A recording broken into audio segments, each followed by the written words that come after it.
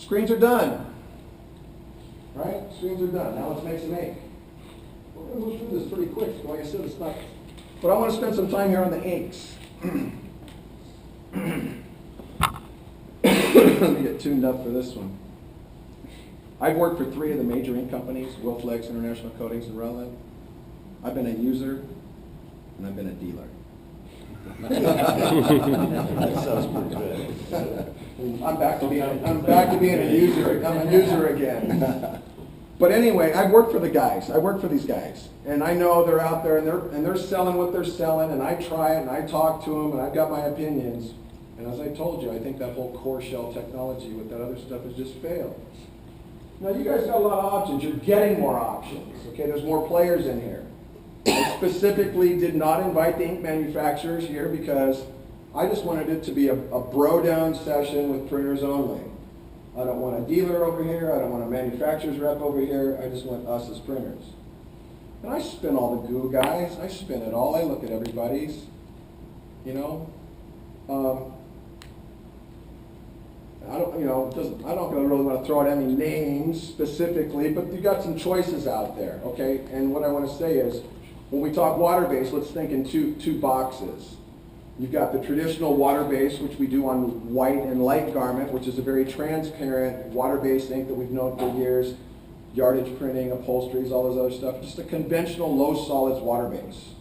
Great for CMYK and that other kind of stuff. Now the new one, if we want to call it, you know, we call it HSA, high solids acrylic, because it's an opaque water base. Now there's acrylic systems and there's polyurethane systems. We use both, as you might have to. But let's just get started with just at the base level. Most everything up here is all acrylic, okay? What I have on the table is just all acrylic.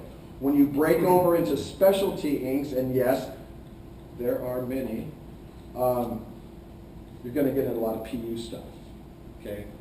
Jellies and sparkles and metallics and all these other things. You get into the PU family. PU and acrylic don't like each other. So you got to put down like a bridge layer, which is kind of a combination, a hybrid between PU and acrylic to kind of bond, to link those two layers together. We'll get into that later. But the HSAs are opaque water-based inks. There's fillers in there. You know, we build them with clear and a little bit of white because we're building opacity by adding the white, and then they put some fillers in there, and they become very opaque. That's what I have up here. You know, it prints. It has the opacities of plastisols. And they really do. And they're doing it with water-based. I mean, you can see the opacities. Most everything up there is 2 strokes, 1 layer. I'm not hitting anything double layers. I'm not, you know, coming back 2 and 3 layers. 1 layer, and I hit it a couple strokes. Why? Because it makes a difference. I don't know why, it just does. 2 strokes and 1 strokes with these inks makes a big difference. I like to see it with 2 strokes. I'll push myself to a single stroke later, I guess. I'll figure that out. Maybe when I get some roller mesh and some other stuff happening. I don't know.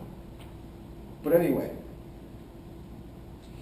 basic ink types. Let's kind of just put them in different boxes. Conventional, standard low solids, HSA. I mean, I want to get a name for it. I hate that whole name. I hate that name, water-based plastisol. It's like military intelligence or jumbo shrimp. I mean, water-based plastisol. Right? What is that shit? I don't know. All right. I call it HSA, high solids acrylic. We know what we're talking about. You call it opaque water-based if you want. I don't know. We need to come up with a name, guys. It's us. Right? It's all us. We got to come up with a name for it. Anyway. Now, ink systems, ready for use, or really effed up. I don't like that one. Me.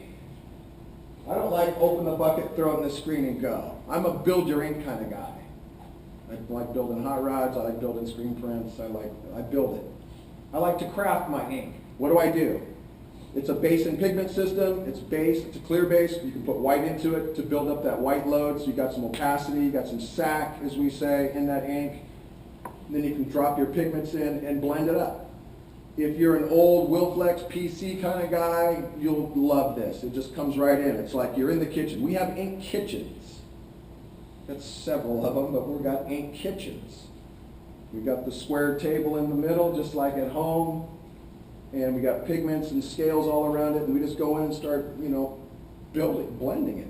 In my opinion, that's the way to go. You got full control. Okay, you got full control over everything you're trying to do. You're adjusting viscosities, you're adjusting opacities, you're blending percentages.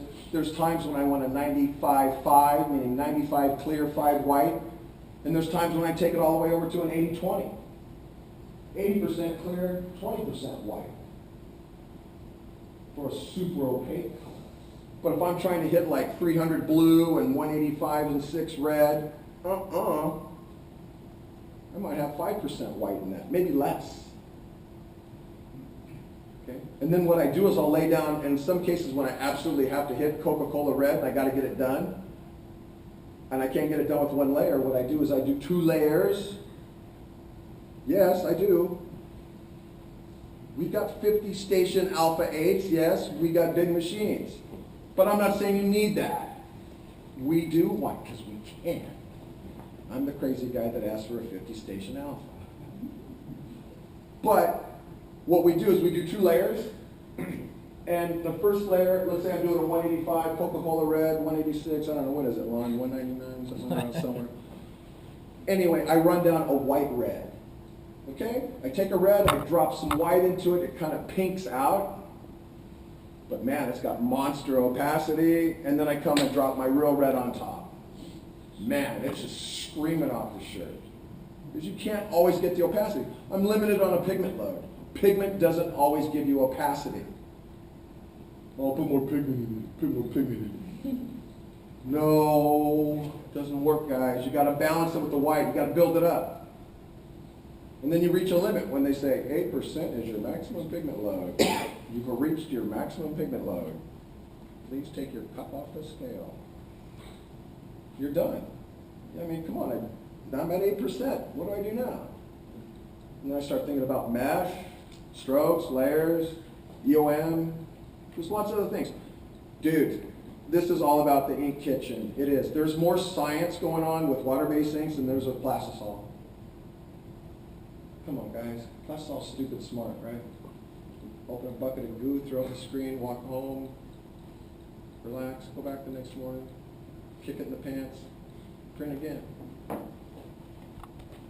There's science with the water-based. We're talking about, gonna get into that a little bit here with the pHs and how everything works, okay? I mean, there's science there, and there's a reason how and why it works. All right, I got some on the, oh yeah. So basically, as you've heard by now, which type of system Mark likes? Okay, I like to build the inks. Base, clear, pigment, additives, all that stuff, put it together. Record everything, yes. Important, yes. Difficult, yes. Just because it's difficult doesn't mean you don't do it. But if you want to be CPR, record everything you do in that ink room. Okay? Now there's some great systems and they all work similarly, okay? The guys in Turkey do their thing. There's lots of different products out here today, and I'm excited about that. For once, you have choices here. Now, the guy selling it may not know how to print it. Honestly, you think the guys selling this thing today know how to print it? Come on, you do. I believe you, but there's not many of you, right? So, she's a good one to listen to. I give her some love. No, really. A lot of these guys don't know how to spin this stuff. What the hell is that? Nobody told me how to, I don't know. What did he say?